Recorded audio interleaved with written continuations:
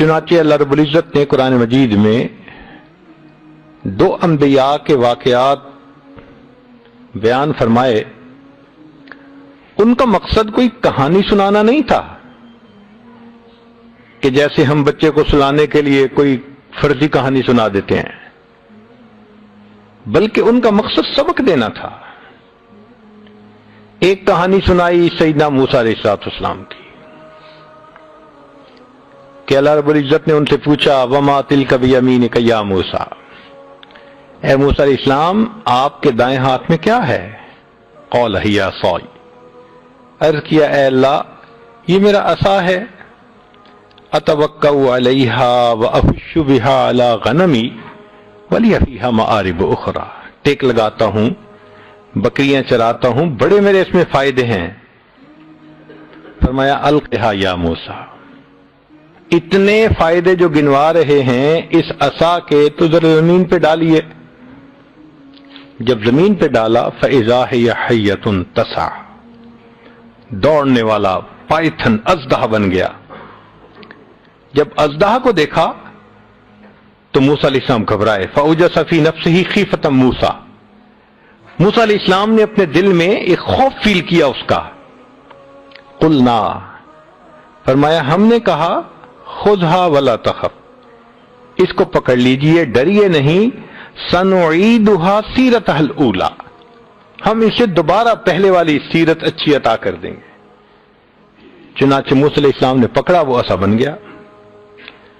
اب یہ صرف کوئی انوکھا کام دکھانا مقصد نہیں تھا، بلکہ سبق دینا یہ مقصد تھا کہ اے میرے پیارے نبی علیہ السلام، جس کو آپ نفع کی چیز سمجھتے ہیں، ہمارے حکم سے زمین پر ڈالتے ہیں، وہ نقصان دینے والی چیز بن جاتی ہے، اور جس کو آپ نقصان دینے والی چیز سمجھ کے دوڑنا چاہ رہے ہیں، ہمارے حکم سے اس کو ہاتھ لگاتے ہیں، وہ پھر نفع والی چیز ہے. تو نفع اور نقصان تو ہمارے پاس ہے، ہم جب چاہتے ہیں جس چیز میں چاہیں ہم اس کو ڈال دیتے ہیں. اب موسیٰ علیہ السلام کا ایک یقین بن گیا. جب یقین بنا تو نتیجہ کیا ہوا کہ اللہ رب العزت نے پھر اس کا پریکٹیکل بھی کروایا کہ اب ایک سبق سکھایا ہے تو ذرا بتائیے آپ نے کتنا سیکھا. چنانچہ 3 مواقع ایسے آئے کہ موسیٰ علیہ السلام نے ثابت کر دیا کہ میرے رب نے جو مجھے سبق سکھایا تھا میں نے اس کو 100% پکا یاد کیا ہوا ہے. پہلا موقع، فرعون نے فیصلہ کیا کہ یہ جو 2 آدمی ہیں نا جو کہتے ہیں کہ ہم انبیاء ہیں، یہ تو جادوگر ہیں، یہ ہم سے تخت و تاج لینا چاہتے ہیں، تو کیوں نہ ہم بھی جادوگروں کو بلائیں اور ان کے ساتھ مقابلہ کروائیں. چنانچہ جادوگروں کو بلا لیا گیا. جب جادوگروں نے رسیاں پھینکی، یخیل الیہ من سحرہم انہا تسعی، تو ایسے لگتا تھا کہ وہ رسیاں سانپ بن گئی ہیں.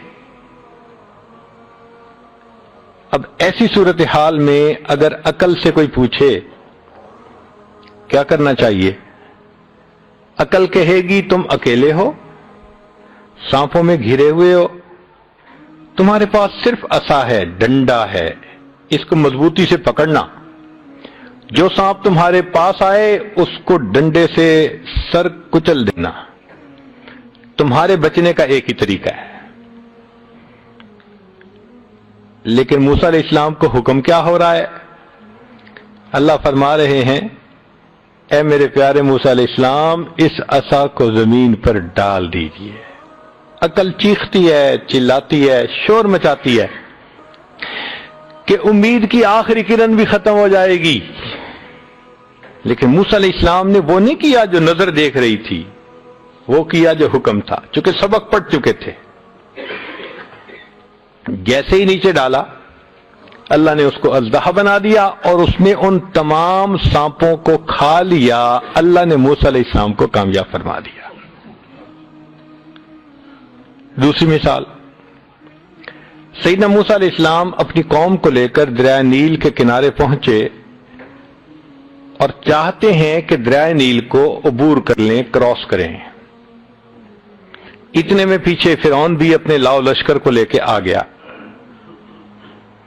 اب آگے پانی کا دریا، پیچھے انسانوں کا دریا، اور موسیٰ علیہ السلام اور ان کے ساتھی سینڈوچ بنے ہوئے ہیں. قال اصحاب موسیٰ انا لمدرکون، کہا موسیٰ علیہ السلام کے صحابہ نے کہ اب تو دھر لیے گئے، اب نہیں بچ پاتے.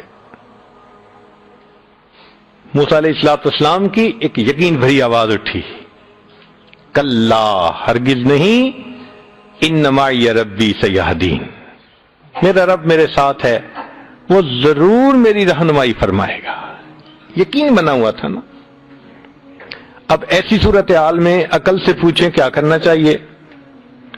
عقل مشورہ دے گی کہ فرعون آ رہا ہے لشکر کے ساتھ، تمہارے پاس صرف ایک عصا ہے، ڈنڈا ہے، مقابلے کے لیے تیار ہو جاؤ،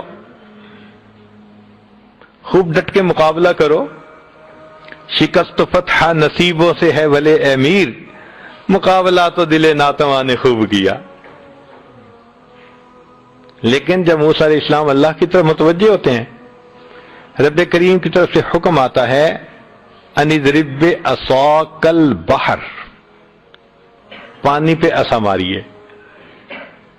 عقل چیختی ہے، چلاتی ہے، کہتی ہے کہ پانی پہ عصا مارنے سے کیا بنے گا، مارنا ہے تھوڑا ویٹ کرو، جب فرعون پہنچ جائے تو اس کے سر پہ دے مارنا.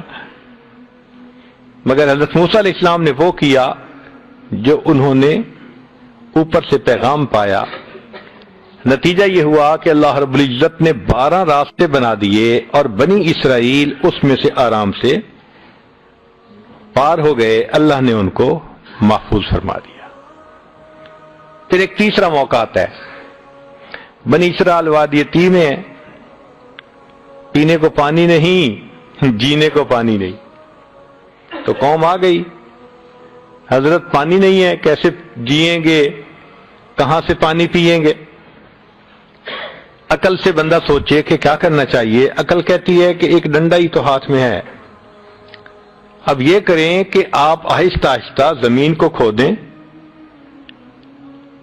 گڑا بن جائے گا تو نیچے سے ہو سکتا ہے پانی نکل آئے، مگر خیال رکھنا کہ تمہارا ڈنڈا ٹوٹ نہ پائے، دوسرا نہیں ہے.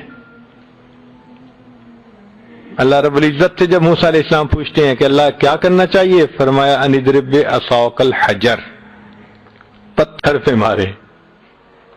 پھر عقل چیختی ہے، شور مچاتی ہے کہ پتھر پر مارنے سے تو لکڑی ٹوٹ جائے گی، امید کی آخری کرن بھی ختم ہو جائے گی.